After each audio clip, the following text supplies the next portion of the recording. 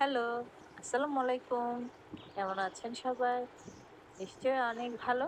কেমন কাটছে ছুটির দিনটা? আমি তো বেশ ভালো আছি, আলহামদুলিল্লাহ। আজকে চিকেন কুরমা রান্না করেছি, সেটা আপনাদের সাথে শেয়ার করব। নাকি যারা ইউটিউব থেকে আমাকে দেখছেন, আমার ইউটিউব চ্যানেলটা সাবস্ক্রাইব করে দিবেন। যেহেতু আমি ইউটিউবে একেবারেই নতুন, আর যারা ফেসবুকে আমাকে নিয়মিত দেখেন, যদি আমার পেজটা ফলো না দিয়ে থাকেন, অবশ্যই একটা ফলো দিয়ে দিবেন। প্রথমে আমি দেখতেই পেয়েছেন ২টা মুরগি, শক্ত মুরগি ছিল বেসিনে। আমি একটা মুরগি ওখান থেকে আলাদা করে কেটে বেছে সুন্দর করে ধুয়ে রেখেছি। তারপর আমি এখন চুলায় প্যান দিয়ে গরম হয়ে আসলে তেল দিলাম। তারপর হচ্ছে আমি এখানে বেসিক মশলা বলতে পেঁয়াজ বাটা, আদা বাটা, রসুন বাটা দিয়ে গোল্ডেন ব্রাউন করে ভেজে নিয়েছি। এরপর কেটে রাখা মুরগির মাংসগুলো আমি এখানে দিয়ে দিলাম। শানের রেডিমিক্স মশলায় আমি আজকে কোরমাটা রান্না করছি, যদি ওদের নির্দেশনা মতো আমি তেমনভাবে করি নাই। আমি জাস্ট ওদের মশলাটা ব্যবহার করেছি, কিন্তু রান্নার প্রসেসিংটা আমার নিজস্ব। তো মাংস মশলা সবগুলো দিয়ে ভালোভাবে একটু কষিয়ে নিচ্ছি, দেখতে পাচ্ছেন।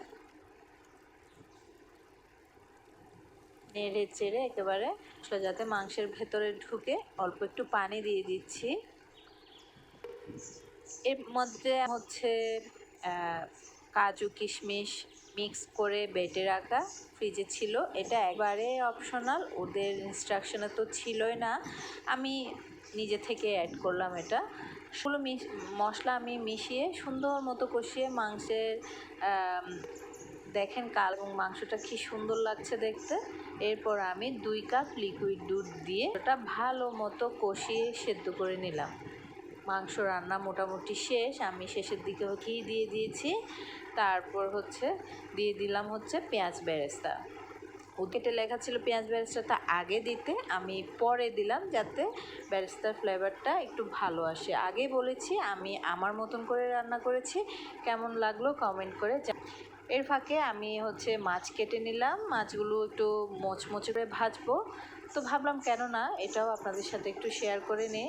সকালবেলা থেকে দুপুর অবধি গ্যাস থাকেই না, তো আমাকে আগের মতনই ইনফ্রারেডে রান্না করতে হয়। তো ইনফ্রারেডে রান্না করতে গেলে সময় সাপেক্ষ ব্যাপার, সব ধরনের রান্না করা হয়ে ওঠে না। বাচ্চাদের বায়না ছিল চিকেন খাবে, তো ওদের জন্য চিকেনটা রান্না করেছি, আর আমি একটু মাছ ভাজা করলাম। এভাবে সরিষার তেলে মুচমুচে ভাজা মাছ আমার বেশ ভালো লাগে। আপনাদের কার কার ভালো লাগে কমেন্ট করে জানাতে পারেন, চেষ্টা করব সবার কমেন্ট পড়তে। তো এই দুইটা রান্না করতে করতে আমার প্রায় 2:30টার মতন বেজে গেছে। ভাতটাও রান্না করেছি রাইস কুকারে।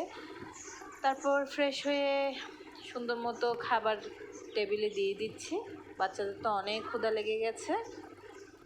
অল্প স্বল্প রান্না, যেহেতু গ্যাসের সমস্যা আপনাদের আগে থেকে বলেছি, আগেও অনেকবার হয়তো শেয়ার করেছি। রাত্রেবেলা হয়তো অন্য কিছু রান্না করব। আমি অনেক বেশি পরিমাণে রান্না করি না, এটা আমার খুব বাজে অভ্যাস। যখন যেটা খেতে ইচ্ছে করি ইনস্ট্যান্ট রান্না করে খাওয়ার চেষ্টা করি, ফ্রিজে রেখে খাওয়ার অভ্যাসটা করতে পারি না আর কি। যদিও চেষ্টা করি, তারপর কেন জানি হয়ে ওঠে না। তো এই ছিল আমার আজকে ছোটোখাটো ব্লগ। কেমন লাগলো কমেন্ট করে জানাবেন, ভালো লাগলে এটা শেয়ার করে দেবেন। সবাই ভালো থাকবেন, ধন্যবাদ সবাইকে।